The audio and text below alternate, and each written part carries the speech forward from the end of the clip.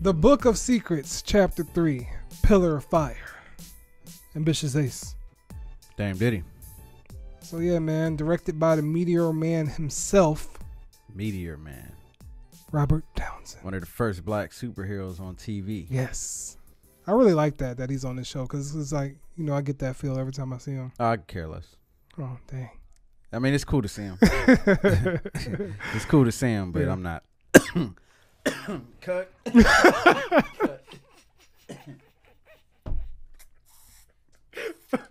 Shoot, we gotta start all over. Nah, it's cool to see him and all, but I'm just not, you know, overly enthused about him being there. I'm not. I mean, I'm not overly enthused, but you know, it's just a cool shout back, you know. Yeah.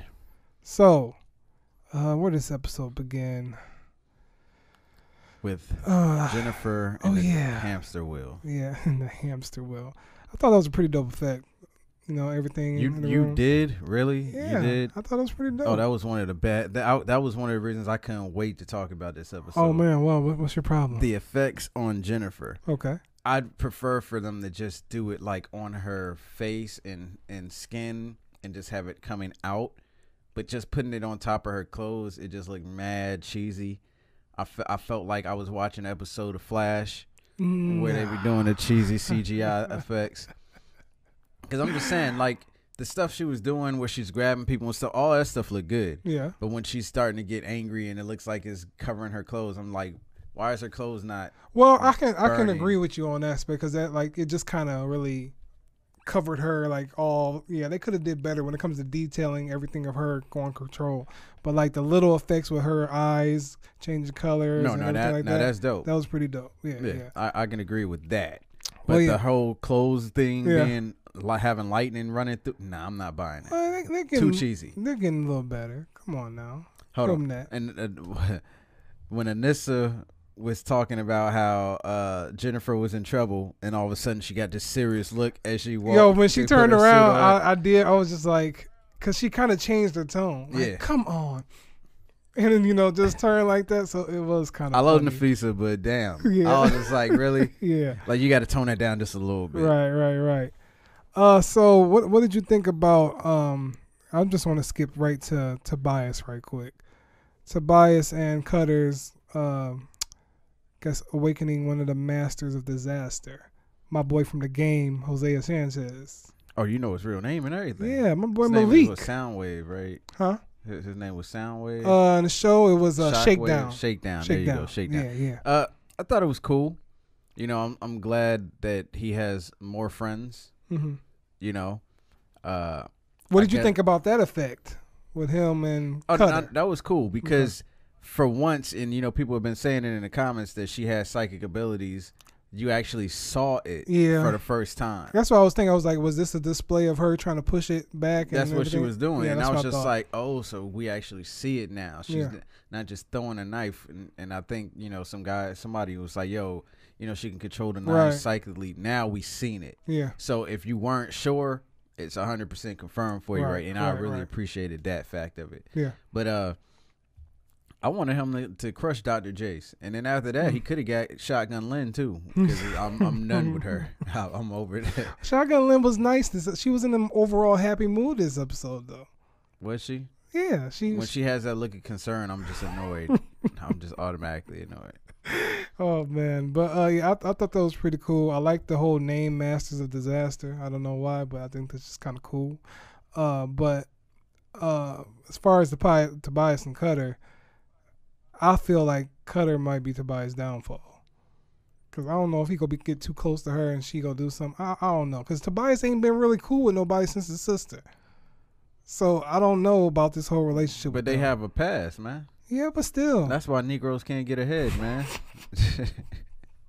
You don't watch Tobias too much. They always trying to break up the black relationship. I'm just saying, you know what I'm saying? All right. Enough with Tobias. So with Annisa and, you know, her mission to find out what happened to Grace, what do you think about that this episode? It was just a side plot thing. Look, I like. Do you care? Because that's my problem. I'm curious to see what's going on.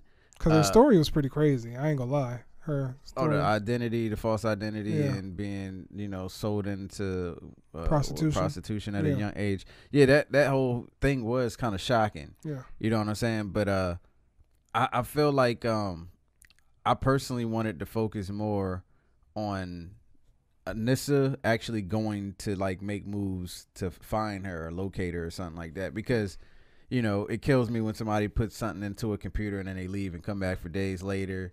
You know what I'm saying? Because it's like, I don't know if that's how it works. Yeah. I feel like it just scans and it comes up with the closest thing. I don't feel like you have to wait.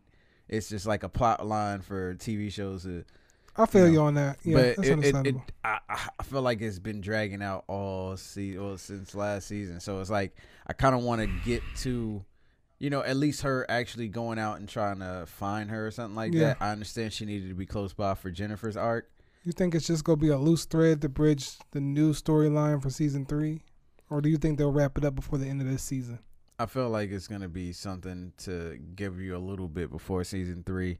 And I also think we might get Static Shock in one of these pods. Chill. That ain't going to happen yet. Don't listen to him. That ain't going to happen just yet. So what you think about Jefferson's storyline this episode, with the possibility of getting his job back and then, everything like that? I feel like he watched Spike Lee's movie, Do the Right Thing. Because he did the right thing. I mean, I don't think he should have left the job to Larry. I was tweeting. Lowry. I was tweeting with Larry. I was tweeting with the show, and I was just looking at everybody's tweets. People were pissed. I mean, it's like he's trying to be Black Lightning more full time right now. Yeah, which I understood. I'm like, you made the right choice in that decision. Now, whether it comes to praising, like he shouldn't have said Larry needs to implement it. No. Yeah. Like you already seen what he wants to do. Right. He doesn't care about the kids, so that was the wrong move. Yeah. So I mean, I felt like it would have probably been better off for him to not be there for Garfield and be the principal than to let Larry do what he's trying to do. Well, I do like how we got a little bit more of like the school and the students and stuff like that, because I love that aspect of the show. The first season, right? Yeah, so I love that aspect of the show.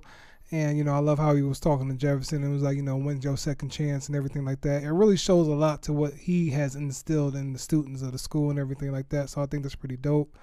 I think that, he made the right decision per se, but just didn't go the right way about it.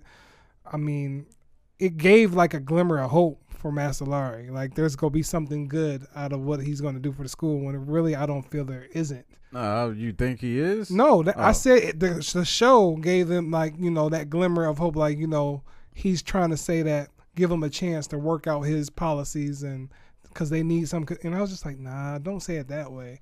But I get why you're doing it. But I just didn't feel the way he was saying it. Back to Shotgun Lynn. Did Jace kind of like save her in an essence by locking down the room? I think she did. Okay. I think she saved her because if she would have ran out, I think Cutter would have just shot her. Yeah, yeah.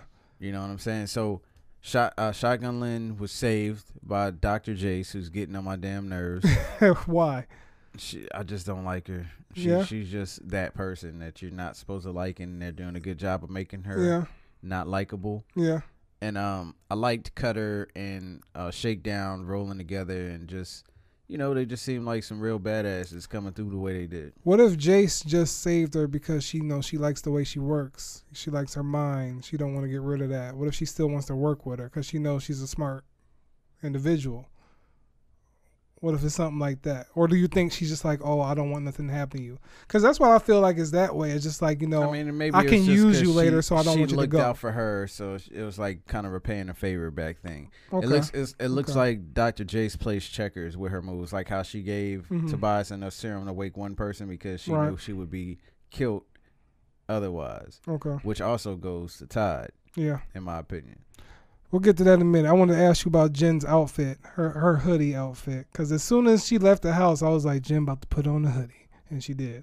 But how did you... Shout out to Trayvon Martin. But I think she did well to conceal her identity better than Annisa. Do you agree? Yeah. That's just because Annisa has more, I feel like, unique eyes in a sense. So it's just like...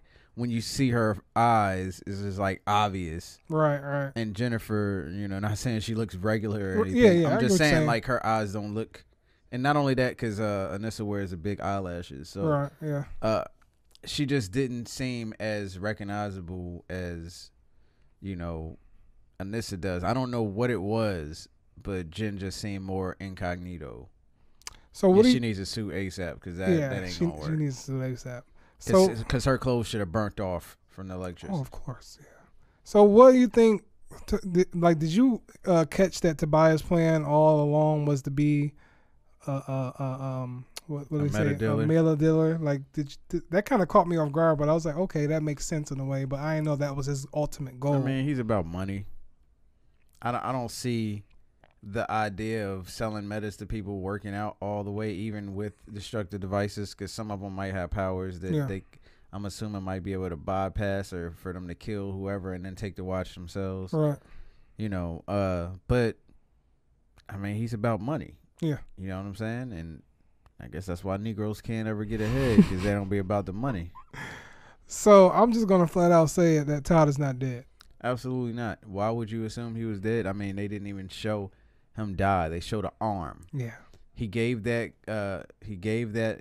new car to somebody else. Yeah. We should have saw this coming, because that's probably why Tobias gave him that look last episode. He came to talk to him about his progress. Yeah. And I feel like Ty got wind of that and was just like, oh, I'm next. Because he's smart. I feel like he's a very smart individual, and he's not going to go out in such a way. He seemed like he's just morally ambitious, and he catches on to things. So I don't feel like, you know, the whole time, especially when Tobias ripped Khalil's spine out, I bet he was just sitting there like, oh, this is what this man really about. So I think even from that point on, he set himself up a plan, like, you know, he's going to watch him. He probably got watching him in his own house, you know, stuff like that. So Todd ain't going that easily. And plus, they can't kick off his character like that, because I really like his character. Yeah, absolutely not. And he's not dead. Yeah.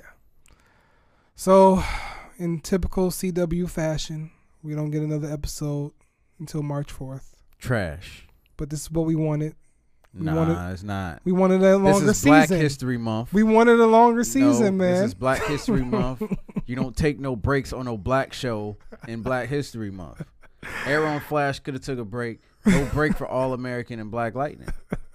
Damn. All American is on a break, too. Yes. For all this month. So at least Grownish ain't on no break.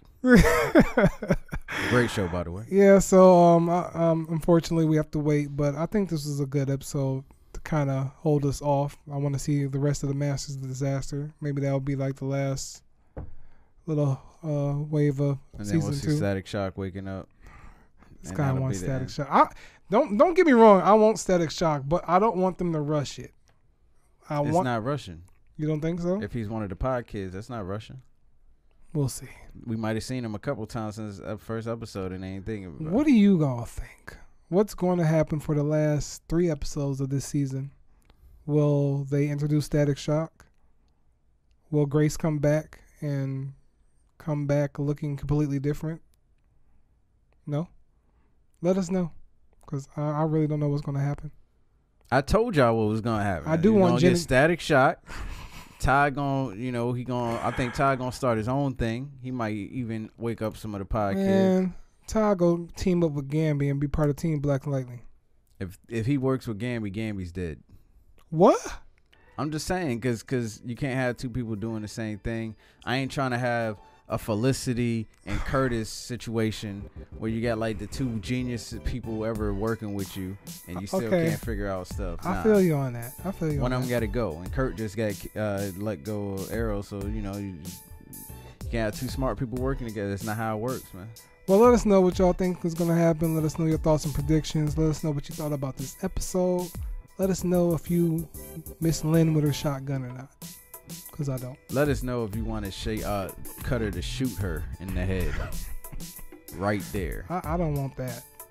I still think Lynn needs to be a mom. It will put Jennifer over the edge. Come on now. She's been through enough. All right, y'all. Peace.